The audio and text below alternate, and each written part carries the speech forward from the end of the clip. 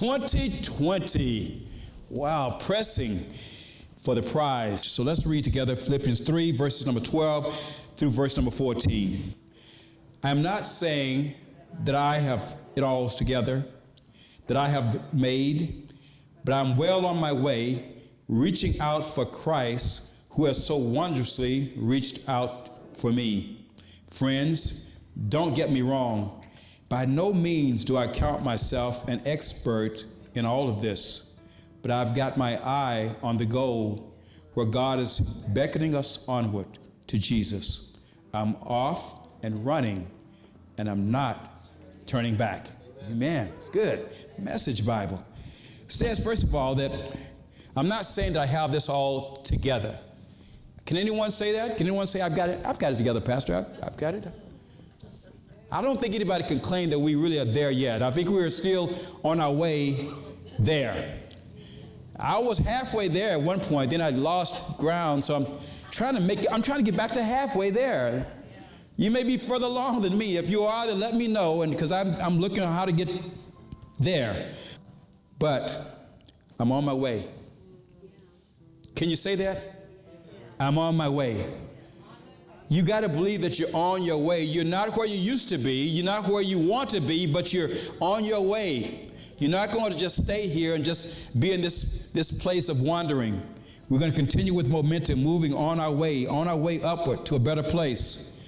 And then it says, don't get me wrong, by no means do I count myself an expert in all of this, but I've got my eye on the goal. We're focused on a target where God is beckoning us on to Jesus. I'm off and running and not turning back. That's the key, is not turning back. When the conquistadors came here and they landed in what was now Mexico, they came here and they had their ships. And the first thing they did was they burned their ships. And what does that mean? This is it. He spent a couple of days on the shore just talking to the men. We're gonna do this, and we're gonna take this land. And they're talking about what they're gonna do. And then they says, okay, and one more thing. What's that? We're gonna burn the ships. What? We're gonna burn the ships. And then the question was, how are we gonna make it back with their ships? You see, just because you let go of the old doesn't mean that God's not have a new for us. But the new can't come until we get rid of the old. We want God to give us the old and new. That goes against the principles of God. Putting new wine in old wineskins, or new cloth in an old patch. God does not mix old and new. He's waiting for us to get rid of the old so that God can introduce us to the new. Those, when you got a long time ago, guys used to have, they wouldn't break up on a relationship until another relationship showed up. I don't want to end this. I don't know when the next one's coming along, so I'm just going to hold on to this one until, no, Pastor, we never did that. You have to let go of one to get to the other. Today we're going to talk about jump starting. I know you've had to have a jump start. Anybody had to have a jump start? You ever had to have a jump start anywhere? Okay, I want to know if you're with me. Some of you have never had to have a jump start. Man, that's great. Never had to have a jump. I had a car. The only way I got places I had to have a jump start. Anybody up in here? Every time you had to go somewhere, look here. Hey, man, you got some jumper cables? You got to get a jump. So we may need a jump start for 2020. So today is your jump start for 2020. We're going to start out with our goals. Now, we should set goals for the new year, right? So we're going to set SMART goals. You know what you mean, the SMART goals? A SMART goal has to be first what? Specific. Something specific, a SMART goal. The next one has to be what? Measurable. Number 3, achievable. The R, realistic. And the last, I did a survey. 100 people surveyed. Top 5 answers on the board. Top 5 goals that people set. Resolutions for the year. Let's look at the top 5 resolutions for the year. Number 1 is what? Get in better shape. Well, number 2, read it with me. Get out of debt. That's a good one. Get out of debt. We tried to do it in 2019. But 2020, we're going to get what? Out of debt, right? Can we agree on getting out of debt in 2020? Even though you may not see it, you just have to agree that we're going to get out of debt in 2020. There's no way possible. With God, what? All things are possible. We believe it. We declare it. We speak it. Let God do the heavy lifting. You can't do it. God says, I've got it already. Number 3, read it. Improve your marriage. Wow, that can be something that I think we can work on. We can all work on. Anyone who's married, no matter how long you've been married, I think we got some that's been married 30. Anybody longer than 30? Anybody longer than 30 years? How many? 37 years? 43? The woman's a saint. Wow. Oh, Saint Esperanza. 43 years, congratulations. Anybody more than 43? All right, so that's a good goal. 43 years, that's a long time. So, you know, to get to 43, there was some bumps around. Imagine there was some bumps along the road. You may have had some good days, some bad days. Hopefully it was smooth sailing, but we know we got to get past those points. We got to improve. There are things we didn't do well, and we got to make it more, to make it better. We got to improve what didn't go well. That's how you stay together. You make improvements, continually making adjustments. Those who drive, when you're driving, even if you drive on a freeway or a straight road, you're not aware of this, but you're constantly making adjustments. Even if the road appears to be straight, you're constantly making little adjustments. And that's what life is about. It's those little adjustments that keep you in line. If you would just let the wheel go, you'll find that you'll venture off track. So you can never let go of your marriage, of your relationship, of your don't ever let go, always making adjustments to keep you on track. Amen? All right. Next, number 4. What's next, number 4? Quit smoking or start smoking. Some people may want to start smoking this year. Anybody want to start smoking this year? Pastor, I'm no quitter. I'm no quitter, Pastor. I'm not giving up like that. I'm starting back. All of my old habits are going to bring them back in 2020. So quitting smoking is a great goal. And lastly, what? Change careers. These are 5 people's biggest resolutions for the year. Now here's the sad part. By the 15th of January, in just another week, we've broken 4 of these already. We pretend that by the 15th they break them. By the 30th, they've kind of forgotten what the resolutions really were. We want to make sure that they're current, keeping resolutions. So how we do it, we make them smart. So let's take one of those goals. Let's take the first one, get in shape. We're going to make it a SMART goal, okay? Now let's go back to our SMART goal profile so we can see what a SMART goal really is. So if we say we want to get in better shape, how do I make this a SMART goal? I can say I want to get in better shape, but is that realistic? Is that definable? So what's the first thing I would do to make this a SMART objective? Make it specific. Like what? Join a gym, okay? What else can you do to make this a SMART goal? Change your diet. Specific. What do you want to do to get in better shape? How do you be more specific? Lose weight, okay? And specific is 10 pounds. And what else can you make it more specific than that? 10 pounds by end of, man, that is that realistic? Remember, it has to be realistic. So if we say, yeah. So the idea is that you make it specific, first of all. You don't say, I want to get in better shape. That's not specific enough. How do you do that? How do you measure getting in better shape? How do you know when you're in better shape? It had to be some way of measuring it. So if you say, I want to get in better shape, I want to lose, let's say, 20 pounds in 6 months, all right? Now, we want to make it achievable. So if we say 20 pounds in 30 days, that's stressing you out. If you haven't lost any weight, now you're going to drop and try to lose, 20 pounds in 30 days. That's overstressing you. That makes it difficult to achieve. Again, you want to make it time sensitive. So you put a timeline on it. You have a specific amount, and that's how we do it. We make the goal SMART. You don't just say, I want to get in better shape. I want to stop doing this. I want to change careers. What are you going to do to change your career? What advances are you going to make? What are you going to need to make this happen? So whatever goal, whatever resolutions you set, make it SMART. Let's be smart about it. Let's be smart. Then the first thing, you want to commit your plans to God. Commit whatever you do to God. Commit it to God. That's the first thing we do. Commit our plan to God. Scripture shares with us in Proverbs chapter 16 and verse number 2 and 3, humans are satisfied with whatever looks good. God probes for what is good. Put God in charge of your work. Then what you've planned will take place. Now let's go look at verse number 3. Put God in charge of your work. Then is a what? What kind of word is then? A conjunction? Is that a conjunction? Is that a conjunction? It's conjunction, isn't it? Conjunction, junction. What's your function? Putting together words and clauses and phrases. He died this week, the guy who did all that. Yeah, it's sad. He died this week. See, what was that? Schoolhouse Rock. A few of us may remember Schoolhouse Rock, you know. I'm only a bill and all those things. Love it. Count to 5, 2, 3, 4, 5. Okay, and I'm back. A conjunction. The word then means that everything that's before then is contingent on what happens after then. So let's read verse 3. Put God in charge of your work, then something happens. Okay?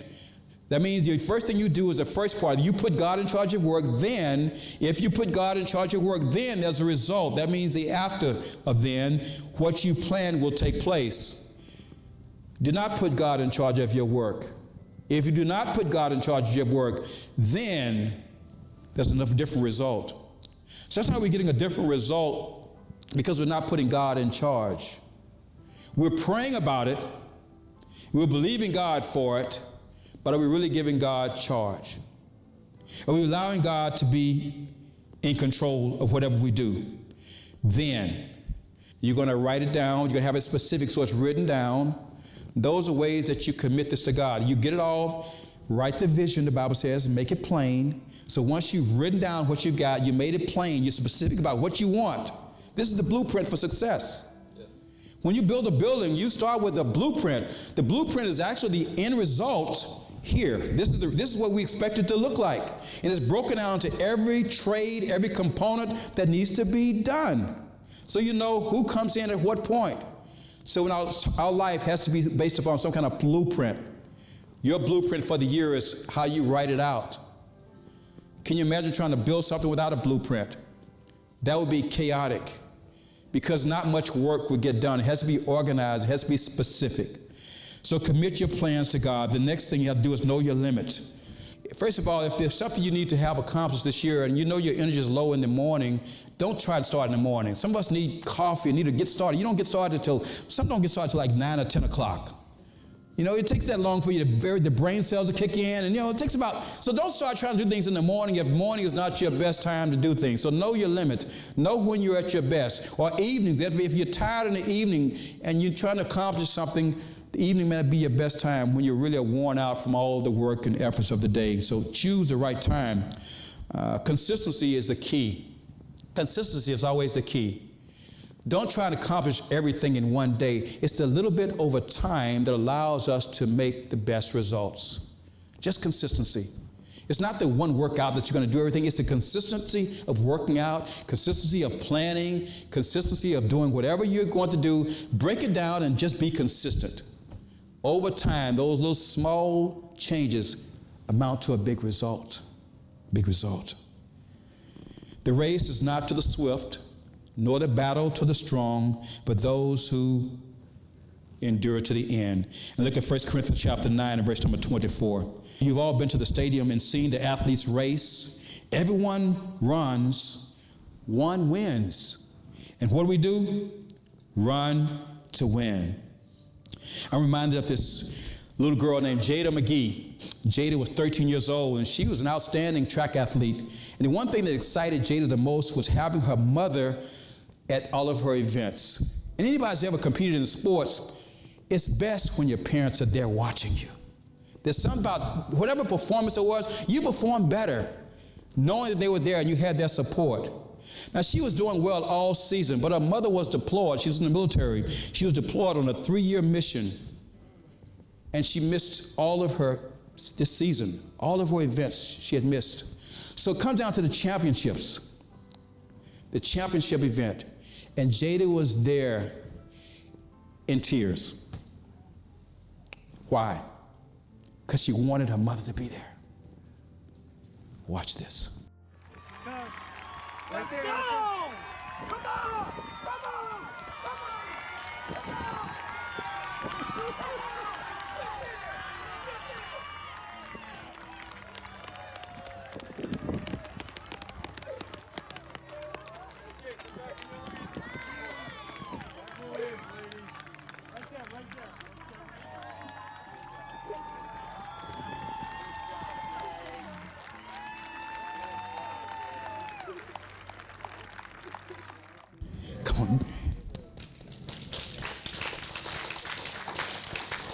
We're all in a race.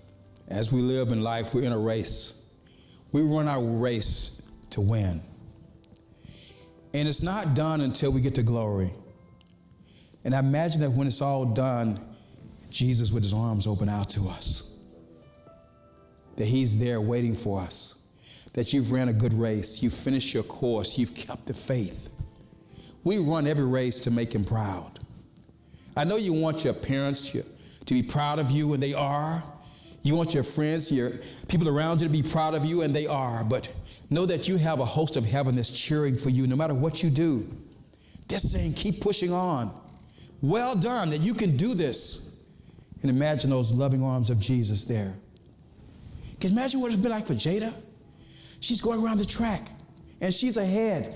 And suddenly she sees a mother. What does that do to you? Wow. When I saw that, I said, I got to share this with you guys. Isn't that amazing? That is amazing. Number 3, gather your resources. Gather your resources. Whatever it is that you need to accomplish, you need to find out what you need in order to accomplish the task. Do you need more training? Do you need more people? Do you need more time? What are the things you need to purchase in order to make this a successful venture? So whatever the resources, you need to invest. And the most difficult challenge is to invest the way you need to. There's something you just need. It's capital intensive when you want to start some projects. You can't do it on the cheap. Is that right? You can't just do it on the cheap. You got to do it big. You got to believe big, and you got to do it big. Some things don't happen. Big things don't happen small. Big dreams need big imaginations. It needs you to step out and believe that you can do this. You may start someplace. At some point, you have enough confidence to know that it's time. If this is the year to do it, you've got to do it, and you're going to do it right. Count the costs and be willing to pay the cost. The world is waiting. And some people start without really counting that cost. And there was a gentleman by the name of Chris McCandless. And Chris was one of those that he was disillusioned with the way of the world. And he thought that he would find his own path. So he sold all of his possessions. He took all of his savings and donated it to the poor. And he began to hike around the country. And he just wanted to just live on his own terms and find his own path and just believe that he can somehow find himself through this journey. He found himself in the Alaskan wild, way out in the bush in Alaska. And the last person that was contacting him had gave him a ride, and Chris was sharing his story. He says, "You sure you're going to be able to survive?" He's looking at what he had with him, the little backpack and the little resources. He didn't have a map or a guide or many things to help him navigate through that. And Chris was believing that he's going to do this. He's really going out to find himself. He wanted to prove the world wrong, in other words. He didn't like the ways of the world. He liked the discipline of the world. He wanted to do it his way. When he got out there in the bush, he found himself hungry and didn't know how to hunt and trap and to be able to provide for himself very well. And he was eating things that maybe he shouldn't have eaten, and he got sick. And he found a bus that he saw he used as his base camp to kind of camp in, and he'd go out and try to find food. He was hoping that someone would be in that area, would discover him and could rescue him. And he had tried everything he could, and as he began to lose weight, he was journaling along the way. He had his journals there, and he was taking photographs of different parts of it. You could see during this venture how I'm getting thinner and more sickly. and eventually he died. Now here's the part about that. The life that he found that he was trying to make for himself was harder than the life that he left. Sometimes we believe that life is unfair, and we want to give up on the disciplines of life. We want to do things our way, and sometimes we walk into an uncharted territory that's more difficult than we'd ever imagined. People are always trying to find something new. They want to blaze their own. I want to do it my way. I want to do it the way that I want to do it. Now, after his death, a reporter reported on this incident, and there were a lot of people that were followers and wanted to hear more. So this reporter wrote a whole book. He followed this guy's life and started a little bit of background of the story. And then it became a movie. Yeah, a movie, a full worldwide movie. Now this place has now become this expedition, I don't know what you call it, where they tend to go and, anyway, people go every year to this bus, way out there somewhere, every year. And some people die along the way because they believe somehow something in his story they can identify with. As we're trying to find our way to do whatever we want to do, find your trail. Sometimes your trail is right where you are. We believe oftentimes we need to leave where we are to go somewhere else to find something better. Better happens where you are. Better is what you're making it. Some people will leave their family, will leave their home, leave their job, and try to find, you will get different, but different doesn't necessarily mean better. It's just different. And sometimes people find out that what they had was enough. In our men's group, we talk about the fact that we've all had relationships that didn't work for different reasons in the past. But now that you are a better person, you realize that you could have made any one of those work. If you had known. So better wasn't about making that person better. Better was becoming better of who you are. Because the better you can be, the better your circumstances around you are. The better your outlook, the better the outcome. Everything is better, but it comes from within, not from without. Don't look for things to get better. Get better and watch things change. The you that you will become is so different than the you that you were that you look back almost in embarrassment. I can't believe I was that pathetic.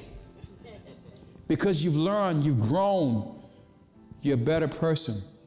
So let's make 2020 a better you.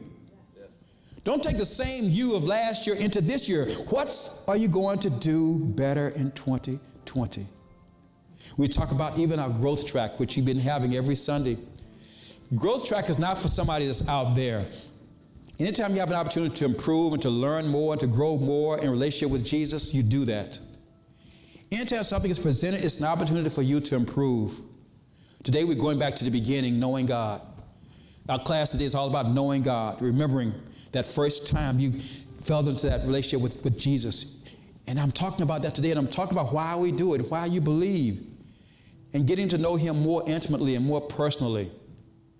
It's the more intimate you know someone, the better the relationship with them.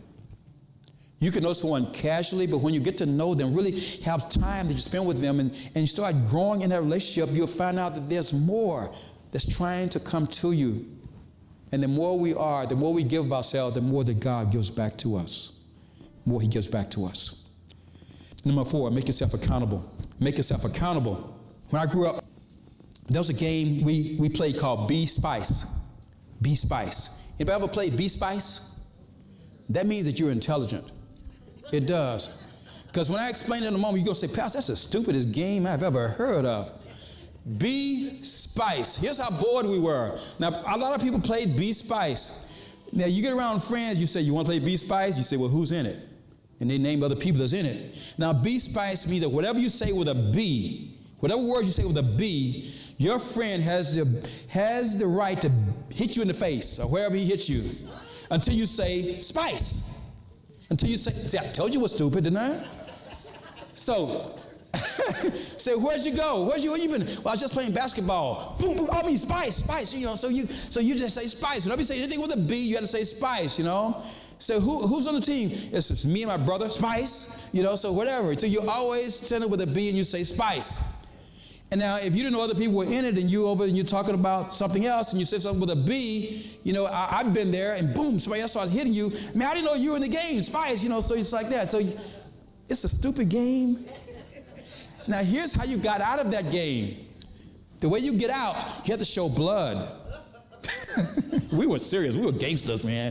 Got to show blood. You want out, you got to show blood. So when people have a little wound, they say, here, you see that? Okay, I'm out. So you had to show blood.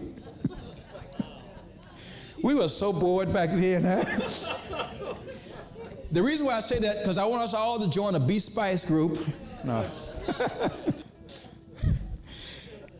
What that brought about was accountability. It made you aware. Sometimes we can commit to doing something. If there's no accountability, we just, let it go. So if you're going to commit to something this year, have accountability. So if you don't, show up. If you don't continue with your commitment, what is it going to cost you? What does it mean if you don't? To just stop doing something, that means that how committed were you anyway? So if you say, I'm going to come to church every Sunday, and if I don't show up, it's going to cost me $100. Huh? To everybody that's in the church, But whatever it is, the point is, have some accountability. So if you make a commitment, get with someone and say, hey, look, I'm making a commitment to do some things this year. I need you to help hold me accountable. So I'm going to be letting you know every week, or you get back with me every couple of days, or whatever point of accountability, you make sure you're going to sit down and talk about this, because you want to keep it current. When you're accountable, you're going to keep it current. It could be your spouse. Look, I want to finish some things this year. I'm finishing a book. I'm writing a book, and I'm finishing it. This book is 2 years in the making. So I'm determined to get this book finished this year on fitness for old folks, as I become one. And I've got to get this thing done while I'm still old. So that's my goal. What's one of my goals this year? So now here's accountability to you guys. Now every weekend I say, hey, Pastor, how's that book going? But the point is, if you find something that you're trying to do or you want to accomplish this year, get with someone, say, let's talk about this every week. I want to make sure that I'm continuing to move this forward. You got to have accountability. We drop the ball sometimes because we just simply were not accountable. We're not accountable to anyone. We just made this commitment to ourselves, and we tend to break our own commitments to ourselves. So make sure you have accountability. We're always going to struggle and lack motivation, but here's our studies. Studies show that when you're working with a partner, it increases your chance of success and staying committed. As you work with someone else, it increases your chance of success. Working in solitude, when you work in solitude, it takes a lot more discipline. When I'm working out by myself, it's a lot more discipline. I had to really discipline myself versus someone else who's showing up every day, or someone who's working out with you. You tend to do a lot better when someone's going to show up, because you don't want to disappoint that person. And when you show up, you're going to give your best, because you're now going to push each other. So try to find accountability. Find someone who's as committed as you are, who really wants to do this, and then have accountability. And the last one, identify your why. Identify your why. I don't know about you, but I'm running hard for the finish line. I'm giving it everything I've got. No sloppy living for me. I'm staying alert and in top condition. I'm not going to get caught napping, telling everyone else all about it, and then missing out myself. This is the Message Bible. Is that deep, huh? That's good. You might want to get a copy of the Message Bible. But we've missed things because we've napped through them. I don't know if you ever napped through something. I know someone that got fired recently because they were napping. Napping. We sleep through so much of life because we just weren't on alert. We're not on point. We wanted, but when the opportunity came, we weren't prepared. We were distracted. It's critical to have a strong why. The point of why you do something. You have to know and keep that current. Why do you do this? Why do I get up every morning and work out as hard as I do every morning? I work out really hard every morning. Why do I do that? Why do you have a goal that you set this year? Why do you go to church? Why do you go to this church? Why are you married? Why are you married to this person? Again, I'm saying go back to this why. Go back to why you do things. Recommit yourself, because that brings back the focus on why you did it. We tend to forget. And we take for granted the people that's right around us. Why? Know why you do things. Get back to that. Your why must be strong enough to take you through every obstacle. Because when things get difficult, you've got to go back to why you're doing it. Your why has to be stronger than the opposition. You're going to have opposition against everything. You want to start a business. Why? And when the money is not there or there's issues, your why you want to do this has got to be stronger than that. Because if you just stay with your why, stay focused, you'll get past some of these situations. But if your why for doing it is not strong, then you'll succumb to every hardship, every trial, every tribulation. It must be clear to you.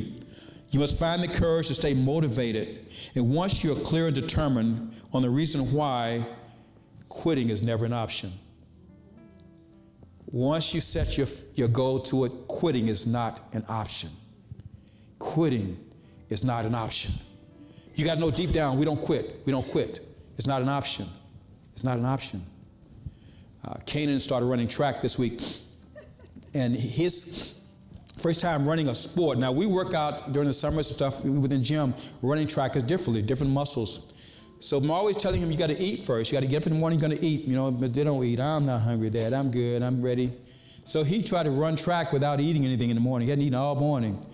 He got out there, started running, and then he ran out of gas. You know, ran out of gas halfway through that, and he had to stop, and, you know, he started throwing up and everything. He started cramping and all that, you know. He came home, and I'm saying, well, what do you think about? Why you were doing that? He said, Dad, we just kept jumping, and he kept wanting to do this, and I just couldn't go, and then I had to just stop. I just went over there, and I had to just throw up. And I said, well, why didn't you quit? He said, quit? I'm not going to quit. And that was my most proudest point right there. Huh? Yeah, because when you get to that point, how many people get to throwing up? Some people quit before throwing up. You just get nauseous. I'm ready to quit. I'm done, Pastor. I'm done. I'm nauseous. Yeah? But he just good and got back and jumped some more. I'm like, yeah. And he said, but I'm going to eat tomorrow. I said, good for you. But it gets difficult, but you got to know that quitting is not an option. You're going to have all kind of issues that's going to make you feel like it. You're not going to feel good about yourself. You're going to get tired. You're going to feel like it's not working for you. But you don't quit. You didn't get into this to quit. There's a reason why you started this. And there's a reason why you're going to finish this. Derek Redmond was an Olympic runner in the 400 meters. And they were doing the quarterfinals. And Derek was a favorite in this event. It was going to be his last Olympics. He's gotten to that point where he had ran another Olympics. You don't get maybe 2 Olympics if you're really good that you can run in. So he's ready. Quarterfinals. Gun fires.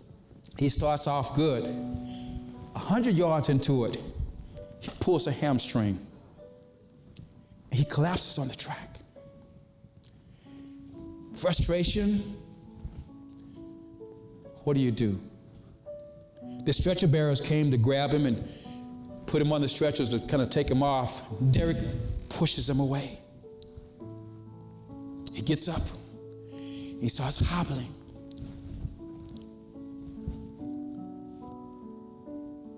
Why? As he's hobbling toward there, this gentleman who comes out of the stands grabs Derek, and as Derek's pushing him away, he said, Derek, it's me. It's his father. He grabs him. We started this together. We're going to finish it together. 2 minutes, they hobbled along. 2 minutes. He's in agony. And just as he's about to finish, his dad lets him go. And he crosses. The whole stand's cheering.